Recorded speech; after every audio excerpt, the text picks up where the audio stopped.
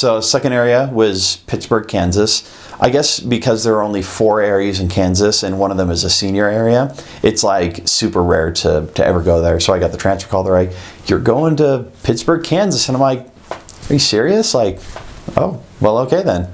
And so I went up there and it is flat. Like, I swear, I wasn't ready for that. I remember driving one time to a member's house and I'm in the back of the truck, it's one of those like really thin cabs in the back. So I'm looking at the side and I just like try looking and focusing further and further and there is nothing. It is just flat. And that was off-putting, I guess, just because I've always lived where there are mountains or beaches or something. Like the ocean's flat too, I get that. But surprisingly big city.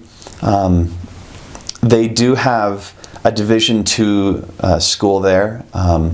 The Pittsburgh Gorillas. The year I was there, they actually won the Division II national championship, which was like a huge deal. Everyone was pumped. I thought it was super awesome. There is like, I don't know if we'll like get to it later, but there's like a cool experience that happened there. It's kind of this round circle thing. So the place where we went to email every week was the Pitt State Library. And so we'd go there and, just do all our emailing stuff. And one of my companions went to get something printed and, he went and talked to the lady at the desk and, they started talking about church a little bit, but then never heard anything about it later.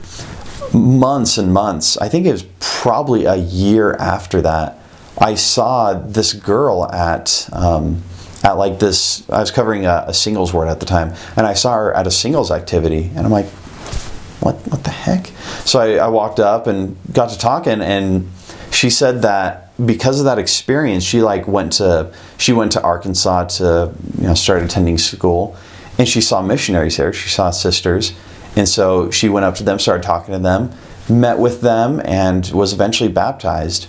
But it was all because that experience that my companion at the time, he just talked with her. It was just really cool to see that come full circle. Even the littlest thing that he did ended up in something awesome. About a week after I got transferred out of there, a tornado hit the heart of the city about like half mile from where we lived, and it just kind of like ripped through.